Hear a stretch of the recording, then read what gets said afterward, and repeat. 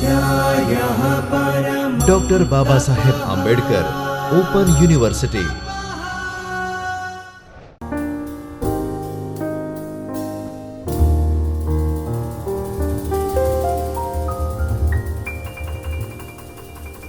નમસ્કાર મિત્રો, assistant professor department of library and information science Kinjal Parmar. આજે આપણે ગ્રંથાલય વર્ગીકરણના જે 5 સૂત્રો જે ડૉક્ટર રંગનાથન દ્વારા આપવામાં આવેલા છે, જે આપણા લાઇબ્રેરી સાયન્સમાં ખૂબ જ મહત્ત્વના છે, તેના વિશે આપણે ચર્ચા કરીશું.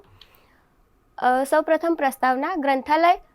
ગ્રંથાલય R.S. પારખીના મત અનુસાર વર્ગીકરણ એક એવો સિદ્ધાંત છે કે જેના દ્વારા ગ્રંથાલય વર્ગીકરણની પદ્ધતિની રચનાની કાર્ય પદ્ધતિ દ્વારા વર્ગીકરણ પદ્ધતિ રચી શકાય છે. ગ્રંથાલય વર્ગીકરણમાં આપણે 2 પ્રકારના સિદ્ધાંતો હતા જેની આપણે ચર્ચા કરી હતી. એમાંથી બીજો સિદ્ધાંત છે ગતિશીલ સિદ્ધાંતનો વિકાસ રંગનાથન દ્વારા 1948થી 1955ની વચ્ચે થયો હતો. તેમણે 1948થી 55ની વચ્ચે ગતિશીલ સિદ્ધાંત એક આપણું જે સમજ્યા હતા કે જનરલ થિયરી હતી, અને આ બીજો છે ડાયનેમિક થિયરી એટલે કે ગતિશીલ સિદ્ધાંત.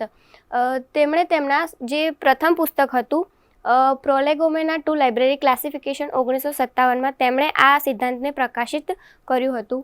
આ સિદ્ધાંત વર્ગીકરણને એવી વર્ગીકરણ પદ્ધતિ વિકસાવવામાં મદદ કરી છે કે જે વધારે લાંબા સમય સુધી ચાલી શકે. એટલે કે જ્યારે પણ નવા સિદ્ધાંતો આવતા જાય અને કોઈ પણ પુસ્તકમાં નવી એડિશન આવતી જાય, કોઈ પણ સુધારા થતા જાય, તો પણ આ સિદ્ધાંત પ્રમાણે જે વિકસાવવામાં આવેલી છે પદ્ધતિ એ લાંબા સમય સુધી ચાલે અને તેનું જ્ઞાન જગતમાં પણ વિકાસ બની રહે.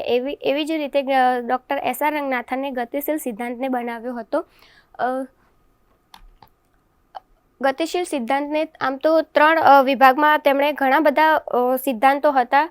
ટોટલ 53 સિદ્ધાંતો હતા. એમાંથી તેમણે 53 સિદ્ધાંતને 3 સિદ્ધાંતોમાં પરિવર્તિત કર્યા હતા અને 53 સિદ્ધાંતોને 3 સિદ્ધાંતોમાં સમાવવાનો પ્રયત્ન કર્યો હતો. ગ્રંથાલય વર્ગીકરણના ગતિશીલ સિદ્ધાંતનું વિશિષ્ટ લક્ષણ નીચેના 3 સ્તરને આધારિત છે. એક તો વૈચારિક સ્તર એટલે કે આઈડિયલ પ્લાન, એટલે આ વૈચારિક સ્તર, શાબ્દિક સ્તર એટલે કે વર્બલ પ્લાન અને સંજ્ઞાકીય સ્તર એટલે કે નોટેશનલ પ્લાન. ઉપરોક્ત 3 સ્તરમાંથી વૈચારિક સ્તર પર સૌથી પહેલાં કાર્ય કરવાનું શક્ય બને છે, કારણ કે કોઈ પણ તમે કાર્યની શરૂઆત કરો છો ત્યારે સૌપ્રથમ શરૂઆત વિચારથી જ થાય છે. કોઈ વિચાર આવે એ વિચારથી તમે તેને ઇમ્પ્લિમેન્ટ કરો એટલે એ વિચાર તમારું માહિતી બને છે અને ઘણી બધી માહિતીઓ ભેગી થઈને એ માહિતી જ્ઞાનમાં સ્વરૂપ લે છે અને જ્ઞાન લોકો સુધી પહોંચે છે. એટલે કોઈ પણ ડેસ્ટિની સુધી તમારે પહોંચવું હોય, કોઈ કાર્યને પૂર્ણ કરવું હોય તો સૌ પ્રથમ તમારે વિચારથી શરૂઆત કરવી પડતી હોય છે. Doctor S.R. Ranganathan. S.R. Ranganathan વર્ગીકરણ સિદ્ધાંતમાં અમૂલ્ય પરિવર્તન લાવનાર સિદ્ધાંતના વિકાસનો આધાર બન્યા હતા, કારણ કે તેમણે જે સિદ્ધાંત આપ્યા હતા તે દરેક વ્યક્તિના સિદ્ધાંતોને ભેગા કરી અને એ બધા જ સિદ્ધાંતોનો એક જ સિદ્ધાંતમાં સમાવેશ થઈ શકે એવા સિદ્ધાંત આપ્યા હતા.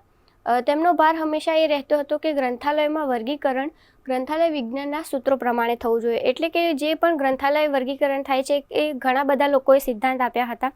એ સિદ્ધાંતમાંથી તેમણે અમુક સિદ્ધાંત બનાવ્યા અને 5 સૂત્રો આપ્યા અને એ 5 સૂત્રોના આધારે જ આપણે કે ગ્રંથાલયમાં વર્ગીકરણ કરીએ તો વધારે સરળતાથી અને મતલબ વ્યવસ્થિત રીતે આપણું વર્ગીકરણ થાય અને એ જે યુઝર્સ છે એને પણ એ જ વર્ગીકરણ પદ્ધતિ સરળતાથી સમજી શકે તેવી રીતે કરી શકાય. જ્ઞાન વિષયોનું માપન એટલે કે યુનિવર્સ ઓફ નોલેજ. રંગનાથને બહુપરિણામી જ્ઞાન વિષયોના પરિણાત્મક જ્ઞાનના રૂપમાં ફેરવવાની મુશ્કેલીને સારી રીતે સમજી હતી. એટલે કે જે કોઈ જ્ઞાન હોય છે એને આપણે ઇમ્પ્લિમેન્ટ કઈ રીતે કરવું, કેવી રીતે યુઝર સુધી પહોંચાડવું, એની મુશ્કેલીઓ ઘણી બધી પડતી હતી. અને રંગનાથને સમસ્યાના યોગ્ય સમાધાન માટે વર્ગીકરણ સામાન્ય સિદ્ધાંતોને રજૂ કર્યા હતા. એટલે આવી જે સમસ્યા હતી એને એ સમસ્યાથી બહાર આવવા માટે રંગનાથને એ વર્ગીકરણના સિદ્ધાંત આપ્યા હતા, જે મૂળભૂત નિયમો, ગ્રંથાલય વિજ્ઞાનના સૂત્રો, ઉપસૂત્રો અને સિદ્ધાંતોની મદદથી તથા ધારણાઓ ઉપર આધારિત હતા. જે સિદ્ધાંતો તેમણે આપ્યા હતા એ આપણા જે ગ્રંથાલય વિજ્ઞાનના જે 5 મહત્ત્વના સૂત્રો જે આપણે આગળ ભણીશું એ સૂત્રો ઉપર, તેમજ જે ઘણા બધા ઉપસૂત્રો તેમજ જે પાસ્ટમાં જેટલા લોકોએ સિદ્ધાંતો આપ્યા હતા એ બધા જ સિદ્ધાંતોનો ભેગું કરી અને તેમણે એક નવો સિદ્ધાંત બનાવ્યો હતો. એના ઉપર એ આધાર રાખતા હતા. રંગનાથન આપણે જાણીએ છીએ કે આપણા ગ્રંથાલય વિજ્ઞાનના પિતા તરીકે ઓળખાય છે. તેમણે 1942થી ગ્રંથાલય વર્ગીકરણનો સિદ્ધાંત વિકસાવ્યો હતો. 1942થી તેમણે આ સિદ્ધાંત ગતિશીલ સિદ્ધાંત જે હતો એને વિકસાવવાની શરૂઆત કરી હતી.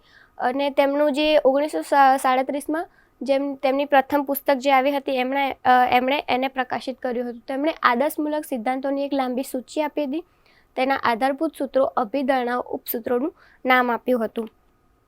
હવે આપણે ભણીશું કે જે મેઇન આપણે આજનો જે ટોપિક છે કે ગ્રંથાલય વિજ્ઞાનના 5 સૂત્રો. એટલે આ 5 સૂત્રો આપણે લાઇબ્રેરી નોટ ઓન્લી કે લાઇબ્રેરી ક્લાસિફિકેશન એટલે કે વર્ગીકરણમાં જ, પરંતુ લાઇબ્રેરીનું કેટલોગ હોય, લાઇબ્રેરી મેનેજમેન્ટ હોય, તમારું ઇન્ફોર્મેશન ટેકનોલોજી વિષય હોય, આ દરેક વિષયમાં ક્યાંય પણ કોઈ પણ પ્રકારની જો ગૂંચવણ ઊભી થાય કે કેવી રીતે આ કાર્ય કરવું છે, તો ત્યારે આ 5 સૂત્રોની મદદથી આપણે કરી શકીએ છીએ. 5 જે લો છે એ કયા છે કે બુક્સ આર ફોર યુઝ એટલે કે પુસ્તકો હંમેશા ઉપયોગ માટે હોય છે. એવરી પર્સન હીઝ ઓર હર બુક એટલે કે દરેક વ્યક્તિને તેનું પુસ્તક મળે. એવરી બુક ઇટ્સ રીડર એટલે કે દરેક પુસ્તકને તેનો વાચક મળે. સેવ the time of the reader એટલે કે આપણે યુઝર્સનો સમય બચાવી શકીએ. And the library is a growing organism એટલે લાઇબ્રેરી એક વિકસિત ફિલ્ડ છે કે જેમાં નવા વિકાસ થતા રહે છે અને તેમાં નવા ઉમેરા, કોઈ પણ નવી ફિલ્ડ, નવી સેવા, નવી સર્વિસ, સેવાઓ, નવી પુસ્તકો, બધું નવું કંઈ પણ વિકાસ થતો રહે છે. આપણું first law of library science તો એના વિશે ભણે કે પહેલો લો એવો છે કે પુસ્તકો ઉપયોગ માટે છે. પહેલાં એવું હતું જ્યારે 19મી સદીના તમે જ્યારે ગ્રંથાલયો વિશે જાણવા જાઓ તો ત્યારે પુસ્તકો ઉપયોગ માટે નહોતા. ત્યારે પુસ્તકોને મેઇન મોટો એવો હતો કે પુસ્તકોને આપણે સાચવણી કરી શકીએ એટલે કે પ્રિઝર્વ કરવાનો હતો કે પુસ્તકો જેટલા પ્રિઝર્વ થશે એટલું વધારે સારું. અને જેમ જેમ લોકોની વાંચવાની હેબિટ બદલાતી ગઈ એવી જ રીતે પરંતુ વાંચવાની હેબિટ બદલાઈ, પરંતુ જે મોટો હતો એ ચેન્જ ના થયો કે પુસ્તકો ઉપયોગ માટે છે. એ લોકો ત્યારે પણ પુસ્તકોને પ્રિઝર્વ કરીને જ રાખતા હતા, જેના કારણે શું થતું કે ઘણા એવા યુઝર્સ હતા કે જેઓને તેમની જે જરૂરી કોઈ પણ પુસ્તક છે તેને વાંચવા માટેની હર્ડલ્સ થતી હતી. તેઓ તે પુસ્તક સુધી પહોંચી નહોતા શકતા કારણ કે તેમને વાંચવા માટેની પરમિશન ના મળતી કે પુસ્તકો પ્રિઝર્વ કરીને રાખતા અને સાચવણી કરીને રાખતા. એટલા માટે એટલા માટે જ આ ફર્સ્ટ લો આવ્યો છે કે પુસ્તકો ઉપયોગ માટે છે. તો આ ફર્સ્ટ લો આપણે કઈ જગ્યાએ ઇમ્પ્લિમેન્ટ કરી શકીએ છીએ કે કેવી રીતે આપણે પુસ્તકોને ઉપયોગી બનાવી શકીએ છીએ અને કેવી રીતે તે યુઝર્સ સુધી પહોંચી શકે છે. તો તેના અમુક ઘટકો છે કે પહેલું છે કે ગ્રંથાલયનું સ્થળ એટલે કે લાઇબ્રેરીનો જે પ્લેસ છે એટલે લાઇબ્રેરી એવી જગ્યાએ રાખવી જોઈએ એકદમ સેન્ટ્રલ પોઈન્ટ ઉપર કે જ્યાંથી કોઈ પણ યુઝર્સ હોય એ તરત સરળતાથી પહોંચી શકે, અથવા તો એવી જગ્યા કે જ્યાં કોઈ પણ પ્રકારનો ઘોંઘાટભર્યો અવાજ ના હોય, કોઈ પણ પ્રકારનું ડિસ્ટર્બન્સ ના થાય. ઘણા બધા એવા ગ્રંથાલયો મતલબ લાઇબ્રેરીઝ હોય છે કે જ્યાં લોકોને પહોંચવું બહુ મુશ્કેલ પડતું હોય છે. તો એવી જગ્યાએ ના રાખતા અને આપણે એવું સેન્ટ્રલ પોઈન્ટ ઉપર જો લાઇબ્રેરીને રાખીએ કે જેથી યુઝર્સને પણ ખબર પડે કે અહીંયા આ લાઇબ્રેરી છે, જેથી આપણે એનો ઉપયોગ કરી શકીએ છીએ. અને તેમાં લાઇબ્રેરીની અંદરના જેટલી પણ બુક્સ છે, સર્વિસીસ છે, તેનો પણ આપણે ઉપયોગ કરી શકીએ છીએ. એટલે કે લાઇબ્રેરીનું જે પ્લેસ છે એને એકદમ સેન્ટ્રલ પોઈન્ટ ઉપર રાખવું જોઈએ અને એકદમ ઘોંઘાટભર્યા જે અવાજોથી દૂર, એકદમ શાંત અને કોઈ પણ પ્રકારનું ડિસ્ટર્બન્સ ના થાય અને યુઝર્સ ઝડપથી પહોંચી શકે અને તેમની જે પણ મુશ્કેલી છે એ દૂર કરી શકે. એટલે લાઇબ્રેરીનું જે પ્લેસ છે એ પ્રથમ મતલબ આપણું ફર્સ્ટ લો છે એના ઇમ્પ્લિમેન્ટેશન માટે કહી શકાય કે પુસ્તકો ઉપયોગ માટે છે. જેટલું લાઇબ્રેરીનું પ્લેસ સેન્ટર હશે એટલા જ વધારે યુઝર્સ આવશે અને પુસ્તકનો એટલો જ ઉપયોગ વધારે થશે. એવી જ રીતે બીજું છે કે ગ્રંથાલયનો સમય એટલે કે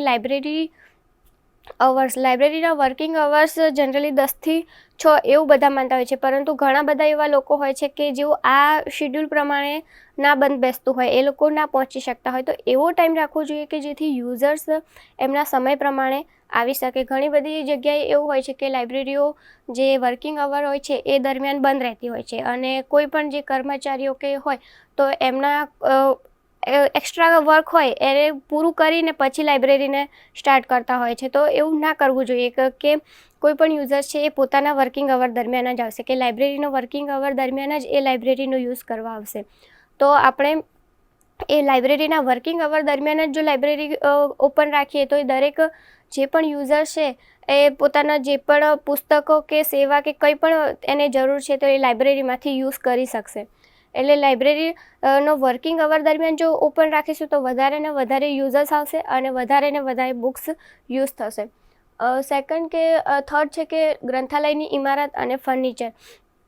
અમુક વખત તમે લાઇબ્રેરીમાં જતા હશો તો તમને એક અલગ જ એટમોસ્ફિયર થતું હશે કે આ અલગ જ વાતાવરણ છે. લાઇબ્રેરીમાં તમે જાઓ એકદમ શાંત અને તમે ત્યાં જતાં જ તમને એવું થશે કે આ ખરેખર અહીંયા વાંચવા બેસીએ ને તો આપણે વાંચીશું, ઘણી બધું વંચાઈ જશે. તો એ બિલ્ડિંગ જે ફર્નિચર જે પણ આપણે ડેવલપ કરી રહ્યા છીએ તો લાઇબ્રેરીનું ફર્નિચર અને બિલ્ડિંગ એવી રીતે ડેવલપ કરવું જોઈએ કે જે પણ વાચકો છે તેમને એવું લાગે કે ખરેખર અહીંયા આપણે વાંચીશું તો ઘણું બધું એવું સારું વંચાશે અને તેમને એવું લાગવું જોઈએ કે આ ખરેખર લાઇબ્રેરી છે. એવું લાઇબ્રેરીની જે બિલ્ડિંગ છે અને ફર્નિચર છે એને એવી રીતે ડેવલપ કરવા જોઈએ.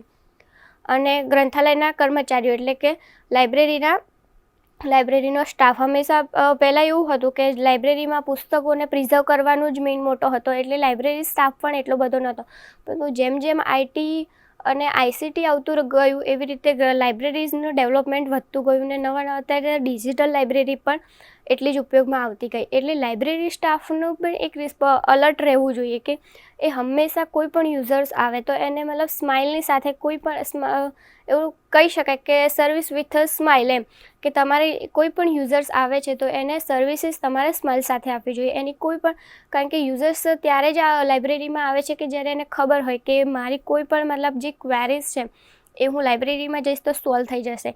તો કર્મચારીઓ હંમેશા રિસ્પોન્સિબલ રહેવું જોઈએ અને રિસ્પોન્સિવ રહેવું જોઈએ કે કોઈ પણ યુઝર્સ આવે છે તો એની ક્વેરીને તમે સોલ્વ કરી શકો. અને નોટ ઓન્લી કે ક્વેરીને સોલ્વ કરી શકો કે સપોઝ કે ક્વેરી તમારાથી સોલ્વ નથી થતી, ના થઈ શકે એવું હોય તો પણ એને સ્માઇલથી તમે કોઈ બીજો રેફરન્સ આપી શકો અથવા તો રેફરન્સ સર્વિસીસ આપી શકો છો કે જેથી એ રેફરન્સ સર્વિસ સુધી પહોંચી અને એ પોતાની ક્વેરી સોલ્વ કરી શકે.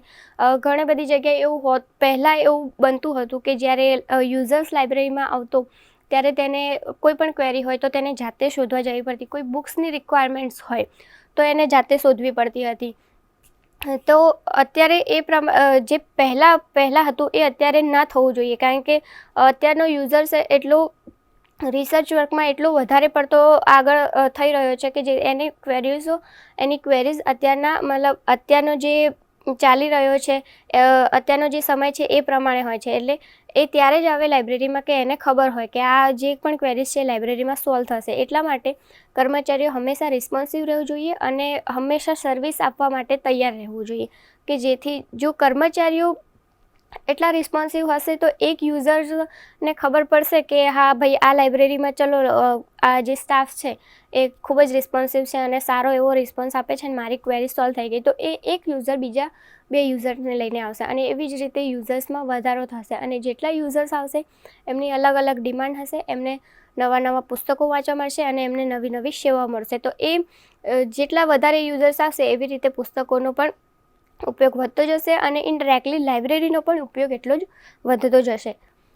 તો આ જે 4 તમને બતાવવામાં આવ્યા હતા એ ઘટકો હતા કે પુસ્તકો આપણા ઉપયોગ માટે છે. એટલે ફર્સ્ટ લોનો જો તમારે ઇમ્પ્લિમેન્ટ કરવું હોય તો આ મેઇન 4 પોઈન્ટ્સ તમારે ધ્યાન રાખવા જોઈએ કે આ 4 પોઈન્ટ્સના આધારે જો તમે એ પ્રમાણે તમારું લાઇબ્રેરીનું કન્સેપ્ટ કરવા જાઓ તો તમારે જે પણ લાઇબ્રેરીના પુસ્તકો છે એ વધારે ને વધારે એનો યુઝ થતો જશે. અને એ જ વસ્તુ જો તમે વર્ગીકરણમાં જોવા જાઓ તો કે પુસ્તકોનું જો પ્રોપર ક્લાસિફિકેશન કરેલું હશે તો પુસ્તકો વધારે યુઝ થશે અને જે પણ યુઝર્સ છે એને ઝડપથી પુસ્તક મળી રહેશે. Second law of library science શું છે કે દરેક વાચકને તેનું પુસ્તક મળે. એટલે કે જે પણ યુઝર્સ છે જેની જે ડિમાન્ડ છે, જેને જે પુસ્તક જોઈએ છે એને એ પુસ્તક મળે. તો એના માટે અમુક ફરજો છે કે કોઈ પણ વ્યક્તિ હોય એની અમુક ફરજો હોય કે આપણે યુઝર્સ આવે છે તો કે આપણી રિસ્પોન્સિબિલિટી છે કે આપણે એને સારી સર્વિસ પૂરી પાડીએ, એને જે પણ પુસ્તક જોઈએ છે એ પૂરી પાડીએ અથવા તો એની જે પણ ક્વેરી છે એ એની સોલ્વ કરીએ. તો એ અમુક દરેક ફરજો દરેક લેવલ વાઇઝ આપવામાં આવેલી છે. એમાં રાજ્યની અમુક ફરજ છે. રાજ્ય એટલે કે સ્ટેટ, કોઈ પણ સ્ટેટમાં અલગ અલગ લાઇબ્રેરીઝ હોય તો એ સ્ટેટની શું રિસ્પોન્સિબિલિટી છે તો કે જે સ્ટેટ્સ છે એ લાઇબ્રેરીના લેજિસ્લેશન્સ મતલબ કાયદાઓ બનાવતા હોય છે અને એ જે કાયદાઓ બન્યા છે એના હિસાબથી એ લોકો લાઇબ્રેરીને અમુક ફંડ પ્રોવાઈડ કરતા હોય છે કે જેથી એ ફંડ તમે લાઇબ્રેરીના ડેવલપમેન્ટ માટે, લાઇબ્રેરીમાં નવી વસ્તુઓ વિકસાવવા માટે અને નવી સર્વિસીસ પૂરી પાડવા માટે એ ફંડનો યુઝ કરી શકો છો.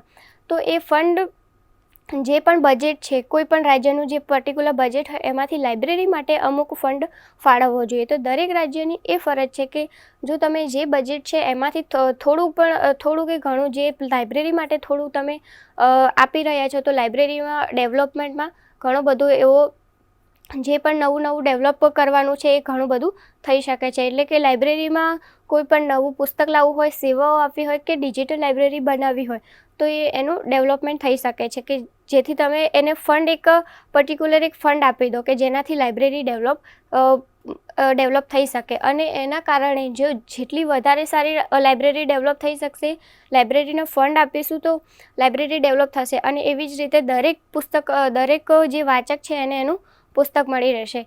કે સપોઝ કે કોઈ યુઝર્સ છે તો એને જે પુસ્તક જોઈએ છે એ પુસ્તક આપણી લાઇબ્રેરીમાં નથી તો એને લાવવા માટે, એ પુસ્તકને પરચેસ કરવા માટે ફંડ જોઈતો હોય છે.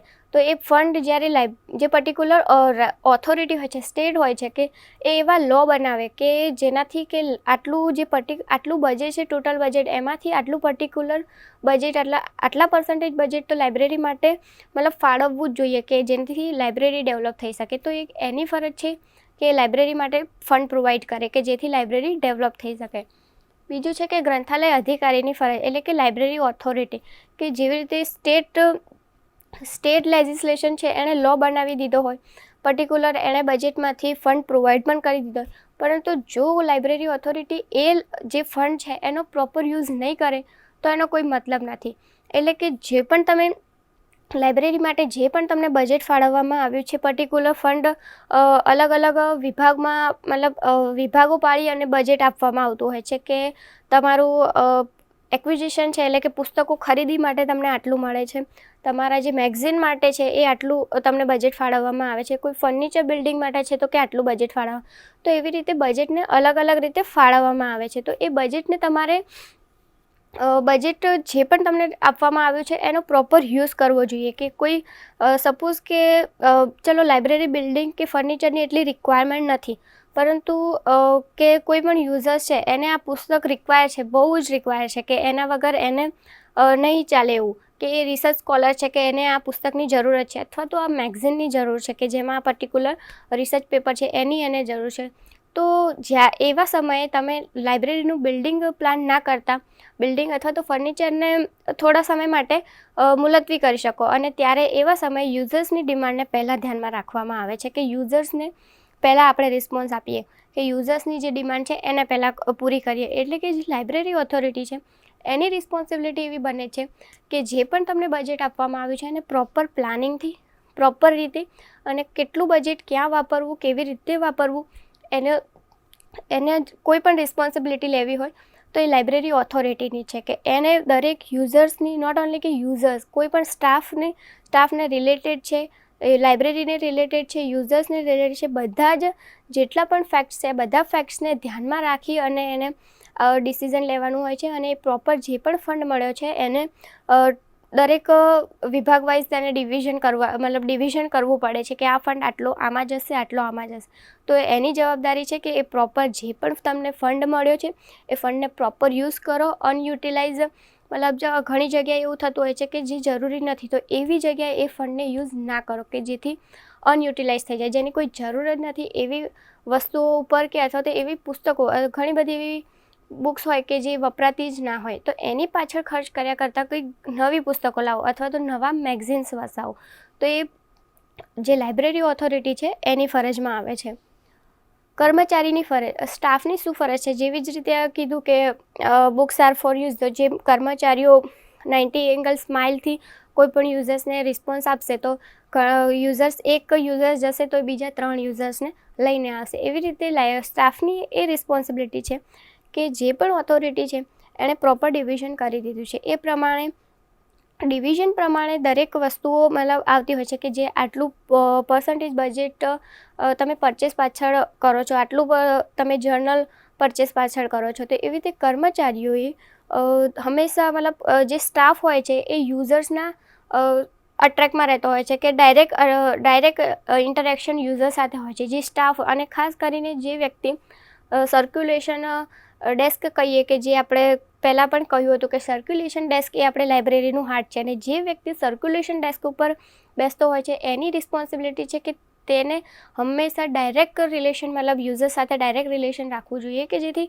ખબર પડે કે યુઝર્સની ક્વેરીઝ કેવી છે, એમને કેવી પ્રકારની બુક્સ જોઈએ છે, એમના કેવા રિસર્ચ વર્ક માટે કેવી જર્નલ્સ જોઈએ, અથવા તો કેવી સર્વિસીસ તેમને મતલબ જોઈએ કે જેથી એ લોકોનો સમય બચી શકે, અથવા તો એ લોકો જે યુઝર્સ છે એ ઇઝીલી એમના જે રિસોર્સિસ છે ત્યાં સુધી પહોંચી શકે. એટલે જે સ્ટાફ છે હંમેશા ડાયરેક્ટ કનેક્શન મતલબ યુઝર સાથે ડાયરેક્ટ રિલેશન રાખવું જોઈએ, અને હંમેશા તેમણે યુઝર્સને જો સપોઝ કે યુઝર્સને ના ખબર હોય કે લાઇબ્રેરીમાં આવી સર્વિસીસ ચાલે છે અથવા તો આ નવી બુક્સ ડિસ્પ્લે થઈ છે, તો એ સ્ટાફની રિસ્પોન્સિબિલિટી છે કે યુઝર સુધી એ વસ્તુ પહોંચાડે. યુઝર્સને ના ખબર હોય તો એને આપણે કહેવું જોઈએ કે અમારી લાઇબ્રેરીમાં આ નવી એક સર્વિસીસ મતલબ ડેવલપ કરવામાં આવી છે અથવા તો ઇન્ટ્રોડ્યુસ કરી છે.